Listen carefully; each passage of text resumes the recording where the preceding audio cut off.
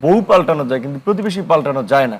তো আমরা হাসিব যেটা বলছে, আমরা কিন্তু বরাবর এটি বলে আসছি যে সম্পর্কটা ন্যায্যতার ভিত্তিতে হওয়া উচিত, মিউচুয়াল রেসপেক্টের ভিত্তিতে হওয়া উচিত। কিন্তু ভারতের যেটা জায়েদ ভাই বলছে, আমরা বলছি গত 15 বছরের যে দৃষ্টিভঙ্গি সেটা বন্ধুত্বের সম্পর্কের প্রতিফলন করে না। কিন্তু এখন যেটা ইউনূস স্যার কিংবা ফখরুল সাহেব কেন একটা বৃহৎ পার্টির মহাসচিব হয়ে ভারতকে একটা আপনার সম্মানজনক সম্পর্ক এখানে বজায় রাখার জন্য বলেছে, শেখ হাসিনা বাংলাদেশের জনগণ দ্বারা প্রত্যাখ্যাত হয়েছে এবং বাংলাদেশের জনগণের জনরোষ থেকে বাঁচার জন্য পালিয়ে গিয়েছে, যেখানে ইউএসএ, ইউকে, ইভেন এই আপনার আরো অনেক দেশ তাকে আশ্রয় দেয়নি। সেখানে ভারত যদি তার নিকটবর্তী প্রতিবেশী দেশ ভারত একটা সুপার পাওয়ার হতে চায়, তাহলে বাংলাদেশকে তার লাগবে না প্রতিবেশীকে?